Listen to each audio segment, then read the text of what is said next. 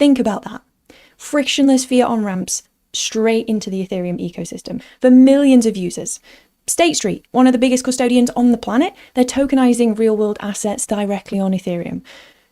And speaking of RWAs, there's over $250 billion in tokenized real-world assets on-chain right now.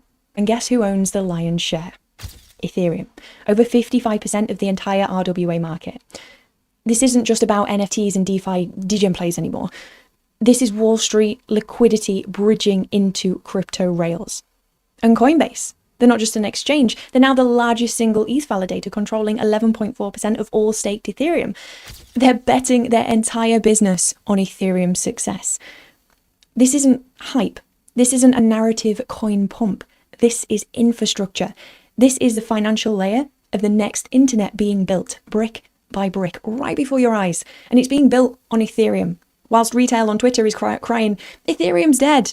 Yeah, the world's biggest companies are investing billions to build on a dead chain. Come on, guys.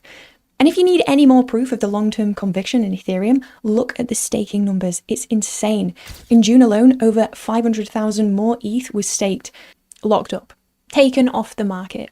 The total amount of ETH staked right now is 35 million. Not $35 million worth. 35 million Ethereum. That's 28.3% of the entire circulating supply, worth over $91 billion at current prices. $91 billion locked, committed, betting on Ethereum's future. And it's not just whales. Liquid staking platforms like Lido, they're exploding. People aren't looking for a quick flip. They're locking in their ETH, earning yield and signaling they're here for the long haul. This isn't about traders getting rich overnight. This is about smart money, institutional capital and long-term believers, quietly, systematically betting on what comes next. They're reducing the available supply whilst demand is quietly building. And before you start thinking Vitalik has paid me to shill ETH, look, this is not financial advice, guys. I am not saying ETH is a good investment and you should buy it. That is not my point here. My point is, we all know how the crypto rotation plays out. First Bitcoin pumps, then some of that money rotates into ETH, then blah, blah, blah, alt season eventually. We know the story by now. What I am saying is, if the big boys are buying and building on ETH, if they went heavy when ETH was crashing, are we seeing the rotation playing out in slow motion? Maybe. So now let's talk about my playbook. But before I show you exactly how I'm preparing my portfolio, we need to talk about how to protect it. The market is heating up. And if you're holding crypto, you are a juicy target for every scammer out there. Listen to me. Their deadliest weapon isn't malware. It's your phone number. It's called a SIM swap. Once they control your number, they can bypass your 2FA, reset your exchange passwords, and drain everything. You think it won't happen to you. I'm careful. Not true. You'll think that until you wake up one day, your phone has no service and your exchange account shows a big fat 0.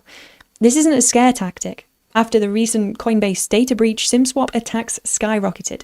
And that's why I use Ifani. They're a secure mobile service built specifically for people like us. Their entire purpose is to prevent SIM swaps. Full stop.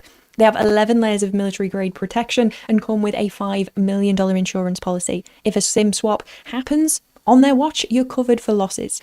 It's the service trusted by crypto's elite for a reason. Because they're selling peace of mind. You've done the work. You've stacked your bags. Now, protect them like a professional. As a loyal viewer, you get a massive $99 off an Ifani plan. Link in the description below. Don't miss it. All right, let's get into my playbook for the next 90 days.